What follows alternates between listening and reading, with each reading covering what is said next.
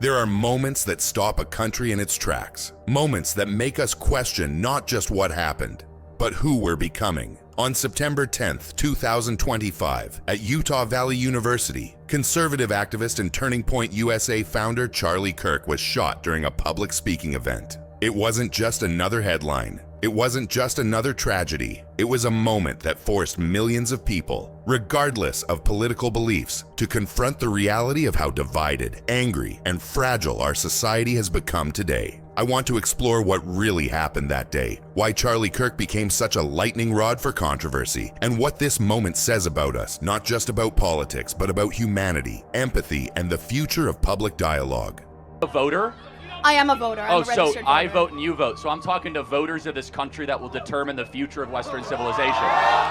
WW2 Charlie Kirk was. Charlie Kirk wasn't just a political figure. He was a symbol. Born in 1993, he grew up in Illinois and started speaking about politics as a teenager. By 18, he co-founded Turning Point USA, a student organization designed to spread conservative values on college campuses. Kirk became known for his debates, his fiery style, and his belief that universities were becoming hostile to free speech and conservative viewpoints. His fans saw him as fearless, articulate, and unafraid to challenge the mainstream. But his critics saw something very different. Someone who courted controversy, who sometimes spread misinformation, and who, in their eyes, represented the loud, divisive edge of the modern conservative movement. Regardless of where you stand, one thing's undeniable. Charlie Kirk made waves. He inspired passion, and he inspired anger. And that mix of admiration and hatred made him one of the most polarizing figures in American politics. We're going to be here for a couple hours. Get comfortable. Bring the best libs that Utah has to offer. The day of the shooting. It was supposed to be another stop on his American Comeback Tour.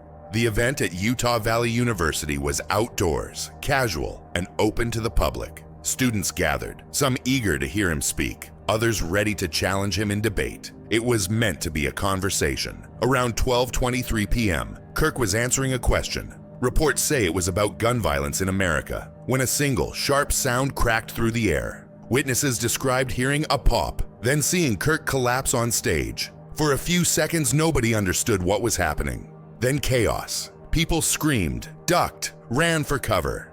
Campus security rushed forward. Kirk was quickly taken to a hospital, but the injury was fatal. He had been struck in the neck by a high-powered rifle from a distant rooftop. The shooter fled. The FBI and local police launched a massive investigation, treating the case as a likely political assassination. That day, a public event meant to showcase debate and dialogue turned into a scene of terror and a symbol of something far darker.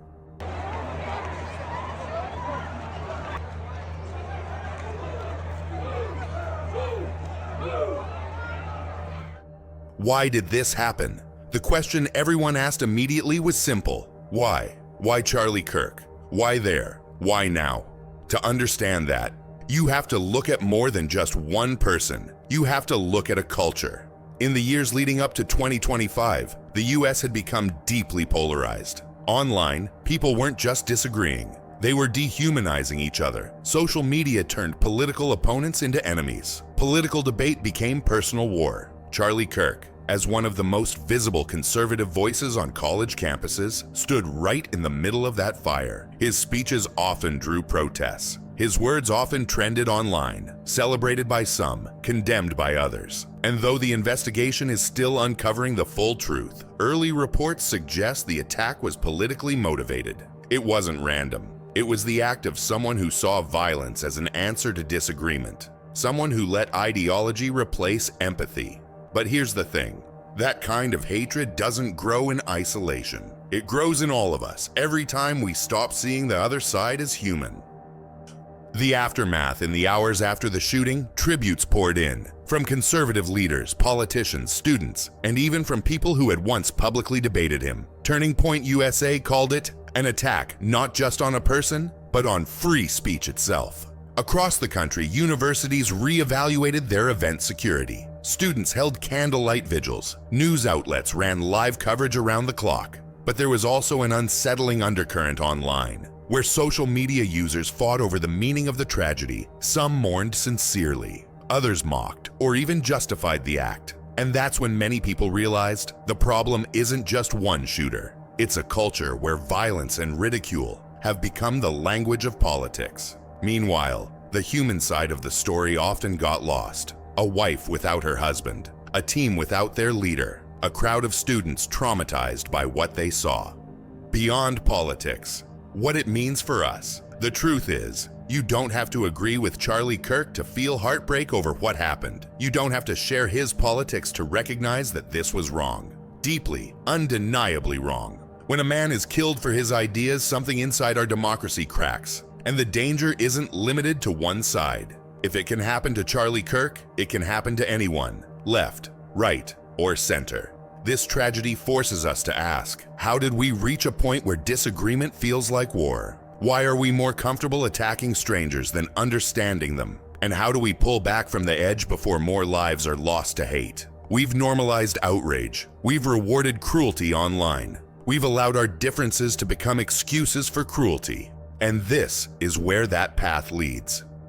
Reflection and hope. So, why was Charlie Kirk shot? Yes, it was a political act. Yes, it was hatred, extremism, anger, but more deeply, it was a failure of human connection. Somewhere along the way, we forgot that debate is meant to enlighten, not destroy. We forgot that our opponents are still people, not caricatures. And yet, even in tragedy, there's a lesson. Every person who watches this, every student, every voter, we all have power to speak with compassion, power to listen, power to choose peace instead of outrage. Charlie Kirk's death shouldn't become another reason to divide. It should be a reason to pause, to look around and ask what kind of country, what kind of world we want to live in. A world where debate is fierce, yes, but never fatal. A world where ideas clash, but people don't. If you're watching this right now, take a deep breath. Remember, behind every comment, every post,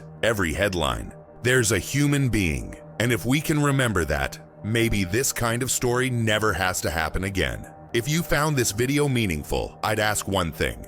Don't just share it. Start a conversation. Talk to someone who disagrees with you.